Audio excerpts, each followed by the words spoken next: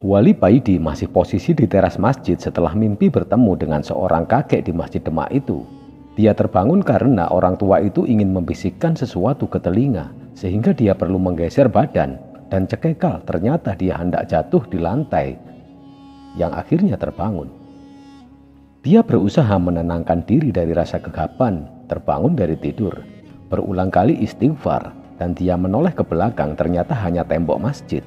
Setelah agak tenang, ia memandang ke alun-alun depan masjid yang ada pemandangan menarik. Di luar masjid, dekat alun-alun dilihatnya ada seorang anak muda yang ngomel-ngomel dengan keras yang dikerumuni oleh beberapa orang yang berusaha mencegah dan memegang tangan. Mungkin itu orang gila atau anak muda yang lagi stres. Tiba-tiba anak muda itu berlari masuk halaman masjid dan mendekati Wali Paidi. Wali Paidi muda berdiri hendak menghindar, tapi anak muda itu berusaha hendak memeluknya. Maka Paidi mengusapkan tangannya ke muka pemuda itu, dan seketika pemuda stres itu terjatuh, lemas, terduduk, dan tertidur di pangkuan Wali Paidi. Orang-orang yang tadi mengerumuni pemuda itu ternyata adalah keluarganya. Mereka khawatir akan terjadi apa-apa dengan pemuda itu. Mereka sekarang ganti mengerumuni Wali Paidi dan anak muda yang tertidur di pangkuan Wali Paidi. Wali Paidi memberi isyarat untuk diam pada orang-orang itu dengan minggir, agar pemuda itu dapat berselonjor serta bernafas dengan lega, tidak melingkar dan duduk sabar. "Anak saya diapakan tadi? Kok semaput?" celatu seorang ibu yang ikut rombongan. Paidi tidak menjawab, dia hanya memberi isyarat telunjuk di depan mulutnya, tanda menyuruh diam, dan isyarat agar mereka duduk tenang menunggu pemuda itu siuman. Dengan suara pelan, Paidi minta pada rombongan untuk sama-sama membaca Al-Fatihah, disuarakan pelan dan tartil sebanyak 3 kali. Setelah mereka semua bareng-bareng membaca Fatihah, Paidi bercerita menghadap ibu tadi. "Anak ini patah hati dalam bercinta, Bu. Berat pada kuliahnya, mohon jangan dipaksakan, biarkan sak maunya sendiri, asal jangan meninggalkan sholat, asal jangan meninggalkan Allah. Yang boleh dipaksa hanya sholat, Bu. Selanjutnya nanti Allah yang mengatur." Tutur Wali Paidi seolah tahu problema keluarga ini. Si ibu meneteskan air mata, sedang seorang laki-laki tua tampak menundukkan kepala, entah apa yang sedang dipikirkannya. Suasana menjadi hening. Selang beberapa menit kemudian, anak muda itu siuman dan celinguan melihat sekeliling. Dia melihat ibu, pamannya, dan beberapa saudaranya yang ada di situ. "Di mana ini? Loh, kok bisa ada di sini?" kata pemuda itu, dan melompat mendekati dan memeluk ibunya sambil menangis sejadi-jadinya. Si ibu pun tak kuasa menahan tangis. Begitu pula paman dan orang tua tadi ikut pula mengusap air mata. Setelah acara tangis-tangisan selesai, pemuda itu tanpa ada perintah, dia sungkem ke ibunya. "Ibu, maafkan saya gagal, Ibu." Ibu memeluk dan menciumi anaknya sambil berkata, "Engkau telah sukses, Le. Engkau sukses mengajarkan pada kami semua arti hidup ini." Setelahnya pemuda itu sungkem ke orang tua tadi yang ternyata adalah bapaknya, dengan mengucapkan kata-kata yang sama. Si bapak tidak menjawab apa-apa, dia hanya mendongak sambil tangannya tetap mengelus kepala si anak dan kemudian merangkulnya. Selesai suasana haru, pemuda itu menanyakan hal ihwal mengapa mereka berada di Masjid Demak. Maka setelah dijelaskan oleh keluarganya dan juga ditunjukkan pada orang yang tadi memangkunya, pemuda itu memaksa mencium tangan Wali Paidi, mengucapkan terima kasih hingga beberapa kali. "Iya Mas, jodoh, rezeki itu hak prerogatif Allah. Sampean hanya ngelakoni saja. Perbanyak zikir, pahami dan baca Qul a'udzu birabbin nas dalam sholat-sholat sunnah sampean, utamanya qobliyah subuh," tutur Wali Paidi seperti kiai memegang santrinya. Pemuda itu mengangguk dan mencium tangan Wali Paidi berkali-kali. Rupanya pemuda ini adalah pemuda yang taat. Sebenarnya dia bisa mengaji, namun karena orang tua yang lebih mengutamakan ilmu dunia, pemuda ini dilema antara memenuhi keinginan orang tua dan keinginan batinnya yang senang pada ilmu filsafat kehidupan. Setelah ngobrol sejenak dan basa-basi sedikit, rombongan ini mohon pamit. Sebelum mereka meninggalkan Paidi, sang bapak walaupun sudah agak tua, tapi masih tampak parlente itu Mendekati Paidi menyerahkan bungkusan. Menjabat tangan Wali Paidi seraya memberikan kartu nama. Mengucapkan terima kasih, dia merangkul Wali Paidi. Dia mohon pamit juga saat itu.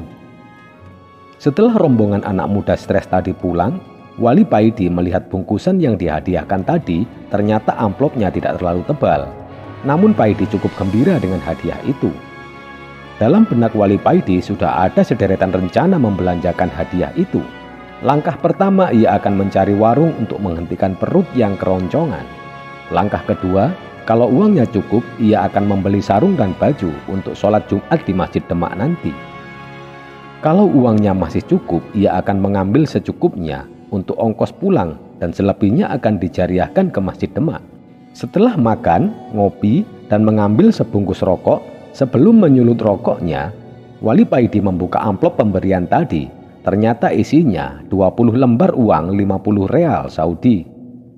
"Bu, maaf, saya bayar dengan uang ini ya," sambil menyerahkan 2 lembar uangnya. "Ndak mau pak, sampean tukarkan dulu di BRI depan itu," tukas si empunya warung sambil menunjuk ke arah bank di depan warung. "Kalau begitu sebagian uang ini saya taruh di sini ya, saya tak ke sana." "Ndak usah pak, sampean bawa saja, saya percaya kok. Rokoknya juga sampean bawa sekali," jawab ibu warung itu menolak amplop dan rokok Wali Paidi untuk ditinggal.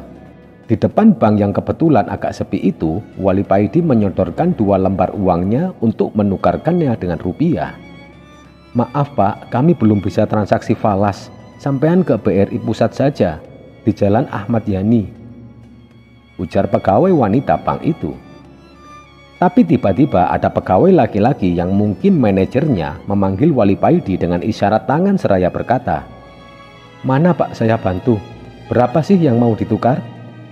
Wali Paidi menemui petugas itu seraya menyerahkan 2 lembar uangnya. 100 real, kalau kurs resminya sampean dapat 295.000. Tapi ini saya tukar 270.000. Mau apa tidak?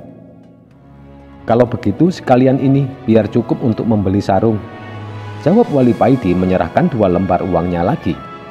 Setelah mendapat uang rupiah, Paidi balik ke warung untuk membayar sarapan dan rokok yang sudah dibawanya, dan balik ke toko sederetan dengan bank yang ternyata baru buka. Di sana ia membeli sarung warna putih dan baju warna krem. Kemudian balik ke warung lagi, menanyakan di mana ada ponten untuk mandi dan buang air. Ternyata untuk keperluan itu Wali Paidi disuruh balik ke masjid. Sebelum ke masjid ternyata warung itu juga menjual pasta gigi dan sikat gigi. Maka lengkap sudah untuk kebutuhan membersihkan diri di hari Jumat itu. Setelah minta izin pada petugas, Wali Paidi lupa dia tidak bawa sabun dan handuk, yang ternyata di kamar mandi itu sudah ada sabun sisa pengunjung sebelumnya, juga sampo. Dan setelah beres buang air serta mandi Jumat, baju serta kaosnya dia pakai sebagai handuk. Hingga ia keluar dengan serba baru kecuali kopiahnya yang masih kumel. Pada Jumatan, Wali Paidi naik becak ke terminal untuk segera kembali ke pondok. Ia lupa menjariahkan sisa uangnya ke masjid. Uang itu tetap dalam amplop bercampur dengan celananya, dalam tas kresek yang ditentengnya. Ternyata bus jurusan Mojokerto atau Jombang tidak ada yang langsung dari terminal ini. Terpaksa ia naik ke arah Surabaya dulu. Tidak ada peristiwa penting yang bisa dilaporkan karena dalam bus dia hanya tidur melulu, baik dalam bus ke Surabaya maupun bus yang ke Jombang. Perjalanan Jombang Tulung Agung kalau ditempuh dengan bus biasanya memakan waktu 2 jaman, tapi kali ini agak lambat. Yang membuat hati Wali Paidi gelisah karena belum sholat zuhur, maka sudah diniatkan untuk jamak takhir, untuk sampai di rumahnya atau tepatnya rumah orang tuanya. Mestinya dia berhenti di daerah Kulon Kali, tapi kali ini hatinya ingin ke terminal Tulung Agung untuk sholat di terminal musola. Bus berhenti dan Wali Paidi turun sambil membawa 1 kresek besar yang berisi minuman dan makanan ringan pemberian dari pedagang-pedagang asongan di atas bus, serta sebuah tas kresek kecil berisi uang receh pemberian gohel. Baru melangkah turun dari bus, Wali Paidi langsung dihampiri seorang gila yang pakaiannya tampak kotor tapi mukanya bersih berseri. Orang gila tersebut langsung menarik-narik tas kreseknya. "Hei, sini hei, minuman dan makanan ini punyaku," ucap orang gila itu sambil ngeloyor pergi. Wali Paidi membiarkan saja tas kreseknya tersebut. Dia pergi menuju terminal musola untuk sholat. Namun ternyata orang gila tersebut mengejar dan memberikan kantong plastik yang berisi uang. "Hei, di, ini kamu, yang ini haram bagimu." Mereka tidak memberi dengan ikhlas, kata orang gila tadi sambil tertawa pergi. Sholat Wali Paidi kali ini menjadi kurang khusyuk. Setelah sholat, ia ingin mencari tahu hal orang gila ini. Untung ada jamaah yang kelihatannya adalah salah satu pedagang di terminal itu. "Mas, orang gila yang biasa di terminal ini sudah lama dah. Kok supir-supir nggak protes?" tanya Wali Paidi pada salah satu dari mereka. "Ya, kira-kira setahunan lah." "Kenapa mas? Sampean diapakan?" "Dia baik biasanya, nggak ganggu orang, kecuali pada anak-anak yang bolos sekolah," jawab orang di terminal itu. "Ndak apa-apa, bawaan saya tadi dirampas. Tapi ndak apa, barang ndak penting kok." "Apa sering dia mengambil atau merampas barang-barang penumpang?" tanya Wali Paidi lagi. "Itu juga belum pernah mas," jawab orang itu. "Perampok itu nomor berapa mas?" lanjut orang itu bertanya kepada temannya. Ternyata orang gila yang baik itu semua tindakan gak wajarnya selalu diramesi oleh para pedagang dan juga sopir-sopir untuk wacana nomor togel. "Namanya siapa ya?" tanya Wali Paidi. "Nama tepatnya ndak ada yang tahu, tapi orang-orang sini memanggilnya Bang Oyek atau Oyek saja. Dia tidak jahat dan tidak mengganggu. Bahkan sopir-sopir sini sering memberi makanan dan kadang-kadang mereka juga minta nomor togel. Tapi kalau ada anak-anak sekolah yang bolos, wah, dia marah dan kadang-kadang dilempari batu. Nggak pernah ada batu yang kena, tapi anak-anak yang bolos pada takut, pada berlarian. Heran ya, kok bisa tahu?" Jelas orang itu. "Dia baik kok mas, jarang ia mengganggu orang. Bahkan kalau menghalangi togel, banyak yang menafsiri tingkah lakunya," sahut orang lain yang juga berjamaah togel itu. "Pernah bikin heboh, ndak ada hujan, ndak ada angin, tiba-tiba dia berteriak, 'Betet, betet.' Besoknya orang terminal termasuk sopir-sopir mencarinya dan memberi hadiah, termasuk warung-warung ini, karena mereka semua dapat nomor lotre togel." "Ya termasuk sampean toh?" sela Wali Paidi. Wali Paidi mesem serta menjabat tangan kedua orang itu berpisah. Mereka kembali menuju lapaknya masing-masing di terminal. Sedang Wali Paidi kembali ke musola mengambil kresek berisi uang yang dikembalikan oleh orang gila tadi.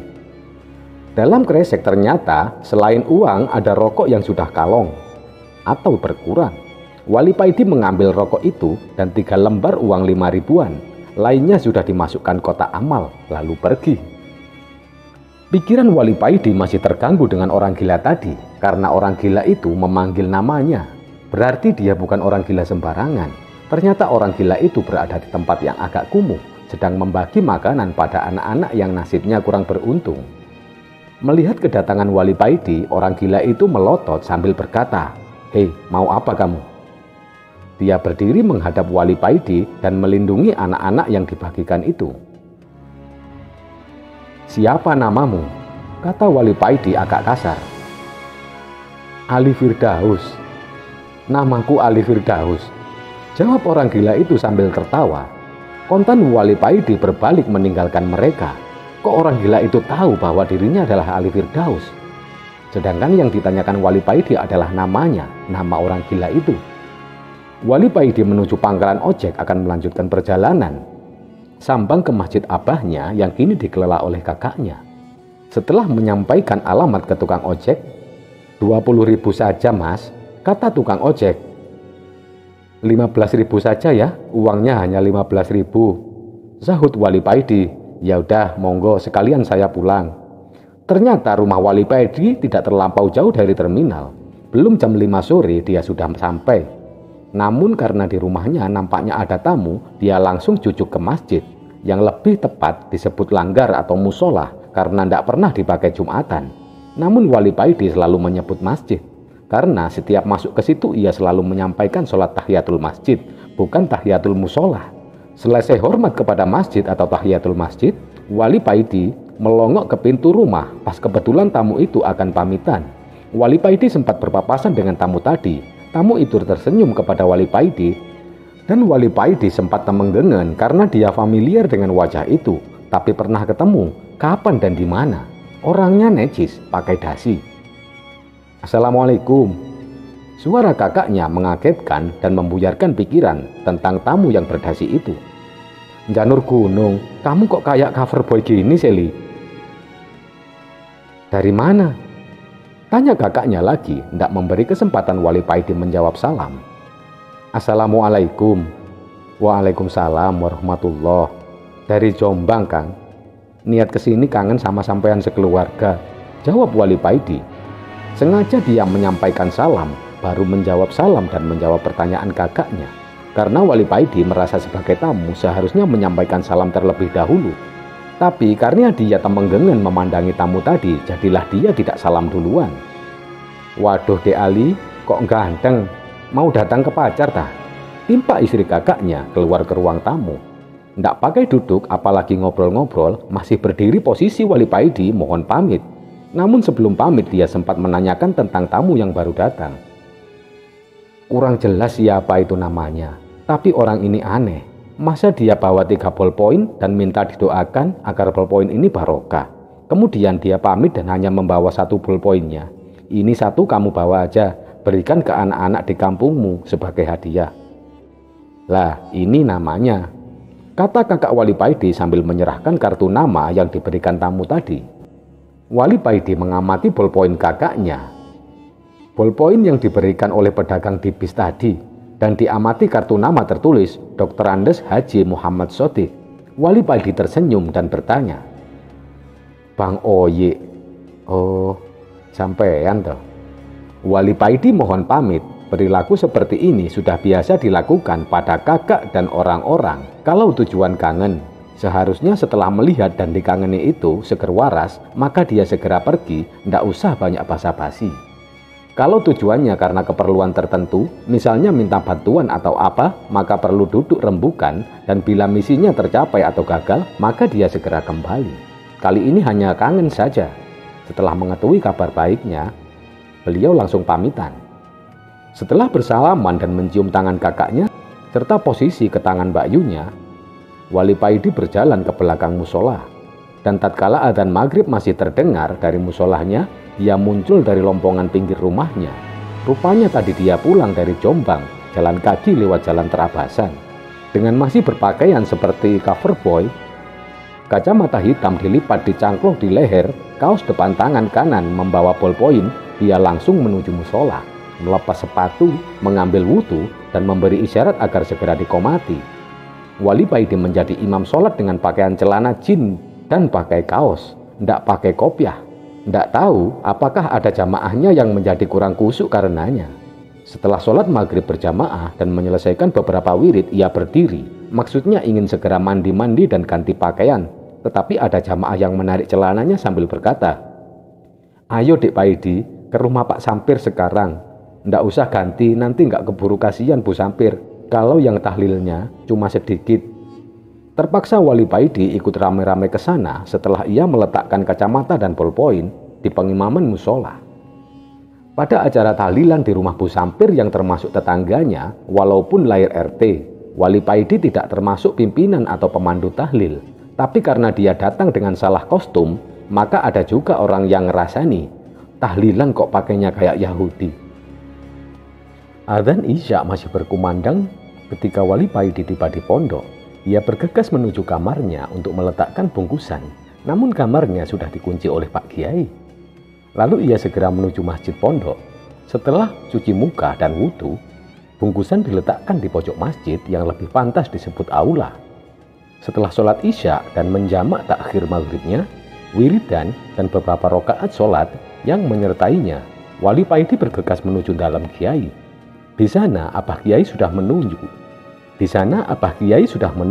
Dan bahkan sudah menyediakan kopi panas serta 2 bungkus rokok sebagaimana biasanya.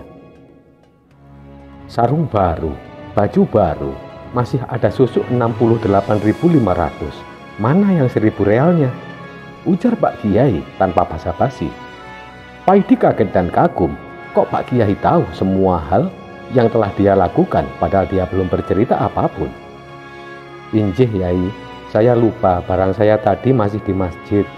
Tukas Wali Paidi balik kanan menuju masjid untuk mengambil bungkusan. Setelah balik, Wali Paidi menyerahkan amplop dan sisa uang yang ada di sakunya seraya berkata, "Uang realnya tadi saya ambil 4 lembar, jadi mungkin kurang dari 1.000 real Yai. Dan ini susunya betul 65.500 rupiah. Susu itu bawa aja. Uang real itu sebelumnya berjumlah 25 lembar kan? Yang selembar disodakohkan ke orang lain. Kemudian sisanya dihadiahkan ke kamu. Kamu belanjakan 4 lembar. Dan sisanya kamu berniat untuk dizariahkan ke Masjid Demak." Jelas Pak Kiai secara rinci. Tak urung Wali Paidi membuka kembali amplop itu dan menghitungnya seolah menunjukkan ke depan Kiai. Ternyata uang dalam amplop sisa 20 lembar. Mungkin waktu dia menghitung di warung tadi ada yang lengket, pikir Wali Paidi sambil menyerahkan amplop itu kepada Pak Kiai. Paidi tertunduk dan dia makin mengagumi kiainya itu. "Ali Firdaus, kamu adalah orang yang diangkat oleh Allah ke derajat yang tinggi, bahkan lebih tinggi dari aku. Kalau hatimu tergerak untuk membuat kebaikan, maka segera laksanakan, jangan ditunda-tunda." Petuah Pak Kiai kepada Wali Paidi. "Saya lupa Pak Kiai, setan telah membuat saya lupa," jawab Wali Paidi. "Ya, setan selalu membuat orang lupa pada niat baiknya. Sudah, jangan dipersoalkan lagi. Malam ini kamu tidur di kamar tamu. Insya Allah besok ba'da subuhan kita minum kopi di sini lagi," pinta Pak Kiai. Sejak bekerja di pondok itu, baru kali ini Paidi tidur di kamar tamu ini. Biasanya dia hanya membersihkan dan merapikan kamar ini setelah dipakai para tamu. Baunya selalu wangi karena selalu diberi wangi-wangian yang kemarin-kemarin merupakan tugas Wali Paidi muda. Di kamar ini di kasur spring bed, Wali Paidi sulit memejamkan mata. Pikirannya menerawang ke bapaknya yang dulu mengantarkan untuk mondok di pondok ini. Tak terasa air matanya meleleh mengingat perilaku bapaknya yang dulu dia anggap kejam. Teringat pada perilaku Pak Kiai yang dulu dia anggap tidak adil dan tidak mendidik. Sekarang dia baru mengerti kalimat "Wa may yatawakkal 'alallahi fahuwa hasbuh." Matanya terpejam tapi pikirannya melayang. Teringat ketika pertama kali dia dijemput oleh kakak perempuannya untuk pulang karena ibunya meninggal. Betapa sedih Wali Paidi saat itu, ibundanya yang selalu menyayanginya telah berpulang. Tak terasa Wali Paidi menangis sesenggukan malam itu. Saat masih suasana duka di rumahnya, Paidi meronta untuk tidak kembali ke pondok, namun ayah memaksanya untuk kembali ke pondok. Hanya hitungan bulan sepeninggal ibundanya, ayahnya menyusul berpulang ke hadirat ilahi. Kala itu kakak perempuannya lagi yang menjemputnya. Walau hati Wali Paidi sangat terpukul, namun tidak seberat ketika ditinggalkan oleh ibundanya. "Innalillahi wa inna ilaihi raji'un." Itu kata Wali Paidi ketika dikabari oleh kakaknya dan juga dijemputnya. Paidi bersama kakak laki-lakinya ikut memakamkan dan ikut mengangkat jasad ayahnya kembali dimasukkan ke liang lahat. Tidak seperti sewaktu ibunya dulu, mungkin karena supaya hatinya tidak terlalu guncang, maka dia disusul Mbak Yunya ketika ibunya sudah dimakamkan. Pada kepulangan untuk takziah bapaknya ini hampir 5 hari, tidak ada yang memaksa untuk kembali ke pondok, namun hati Wali Paidi sendiri yang ingin kembali ke pondok.